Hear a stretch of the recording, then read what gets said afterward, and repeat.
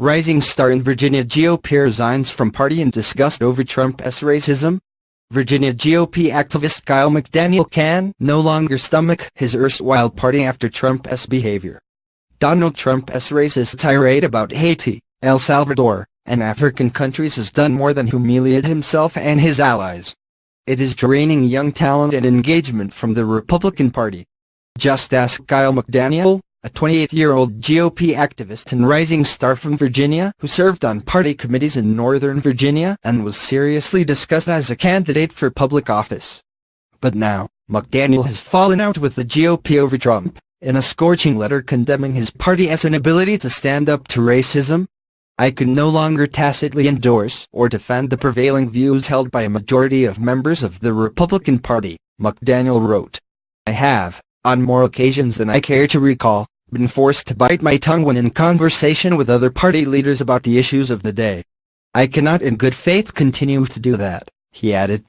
McDaniel went on to describe other behavior from his fellow Republicans that made him uncomfortable. "I held my tongue when Freddie Burgos called Muslims savages and Islam a death cult created by Satan, claimed that interracial adoption and marriage is a threat to Western culture, claimed that calling refugees human is a stretch, characterized Catholics as worshippers of false idols, and claimed that Methodists are humanists doomed to hell.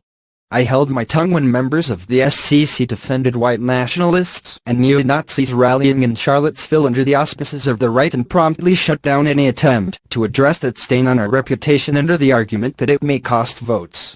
I held my tongue earlier this month when the outgoing Fairfax County GOP chairman fervently attacked a colleague on our committee for raising concerns about Freddie's continued commentary. The incidents that disgusted McDaniel are not isolated. The Virginia GOP has, in recent years, taken a hard turn to the white supremacist right, with their most recent gubernatorial candidate fundraising off of Confederate symbols and one of their congressmen posing for a photo op with the organizer of the neo-Nazi riots in Charlottesville. But the absolute last straw for McDaniel was Trump's racist characterization of Haiti. "I have been to Haiti's slums, twice, and worked alongside those who have to call it home. My wife and I are considering adopting a Haitian child," he said. To McDaniel's mind, there is no rationalization of the president's comments that excuse his vile bigotry.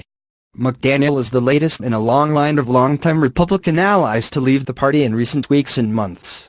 Trump has increasingly made it harder for many economic conservatives to freely associate with the White House, with many of his advisers resigning in protest of his description of the Charlottesville white supremacists as very fine people.